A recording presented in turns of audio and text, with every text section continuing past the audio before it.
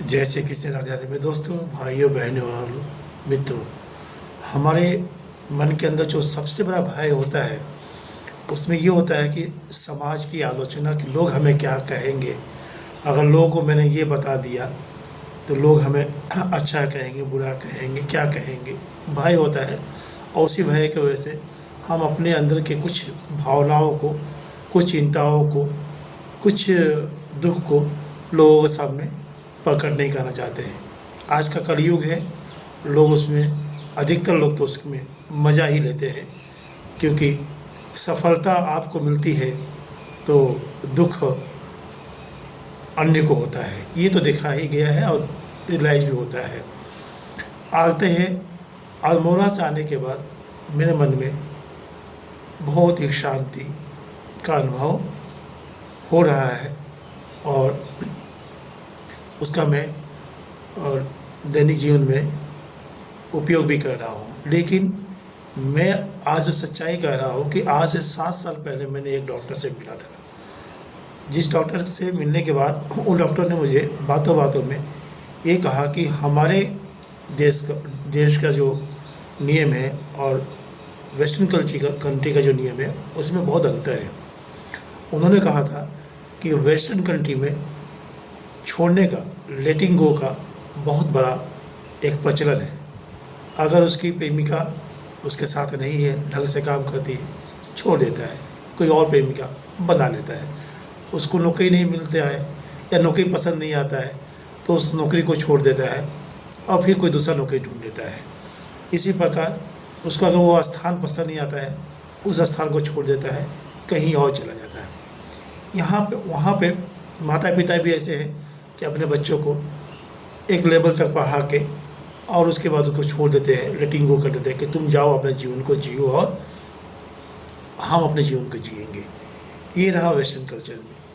हमारा देश का सभ्यता पहले जितना स्ट्रांग था, आपसी मिलन था, भाईचारा था, अब धीरे धीरे वह वेस्टर्न सभ्यता के आने की वजह से हमारा भी सभ्यता धीरे धीरे बदलाव की तरफ दिख रहा है या चल दिया है। प्रॉब्लम यहाँ पे है कि जितना लेटिंग गो वो विदेश के लोग करते हैं उतना लेटिंग गो हम नहीं कर पाते हैं। आज भी हमारी मानसिकता में ये है कि हम किसी भी चीज़ को पकड़े रहते हैं और पकड़ने से क्या होता है कि वो भाव जो है धीरे धीरे हमारे अंदर क्रोध, डर, भय, इस तरह के नाना अवगुणों से भर जाता है।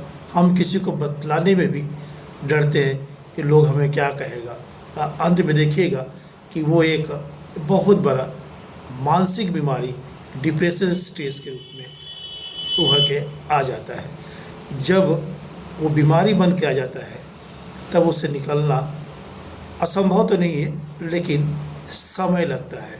अब रहा कि ऐसी बीमारियों से कैसे निकला जाए, तो फिर वही बात आती है कि लेटिंग गो, मतलब कि आप ये समझ लें कि हम अगर जिंदा है, अगर हमारी सांस चल रही है तो मेरे पास बहुत अपॉर्चुनिटी है, बहुत कुछ करने के लिए है, मैं कर सकता हूँ। लेकिन अगर सांस भी चले और मैं मानसिक रूप से बीमार हूँ, अधमरा हूँ या मर चुका हूँ, मेरे अंदर नकारात्मक सोच है, तो मैं कुछ भी नहीं कर सकता हूँ।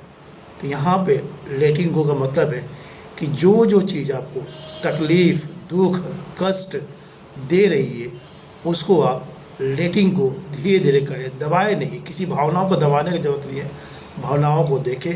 मन है, मन का स्वभाव है कि वो नाना तरह का विचार आपको देगा, आपको भय दिखाएगा, आपको क्रोध और ईर्ष्या में लेके जाएगा। लेकिन आपको मन के ऊपर विजय पाना है।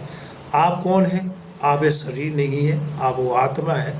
तो आत्मा को जाने, ना जाने तो एक कल्पना के रूप में कहे कि मैं एक आत्मा हूँ, मैं एक सत्य आत्मा हूँ, मैं एक स्वस्थ आत्मा हूँ।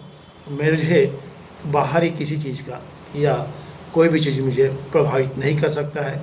मैं अजर हूँ, अमर हूँ, ना ही मुझे कोई काट सकता है, ना कोई मुझे भिगो सकता है, ना मुझे कोई जला सकता है।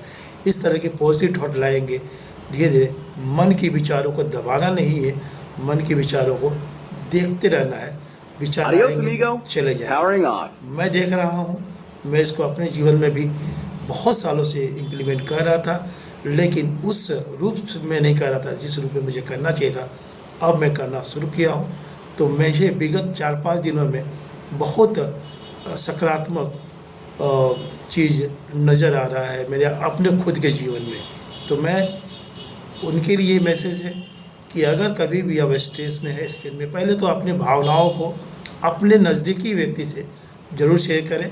उसके बाद आप किसी का सलाह ले सकते हैं, डॉक्टर हो, साइकियाट्रिस्ट हो, साइकोलॉजिस्ट हो, या फिर ना भी हो तो चुपचाप आप कमरे में बंद होकर बैठ जाए भगवान के पास और अपने विचारों को ऑब्जर्व करें।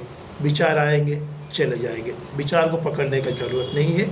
धीरे धीरे ये प्रैक्टिस ये समय दीजिए, आधे घंटे रोज़, घंटे भर रोज़, देखिएगा एक समय आएगा जब आप उससे उभर कर निकल जाएंगे। फिर मिलेंगे कभी, तब तक के लिए जय श्री कृष्ण, राधे राधे।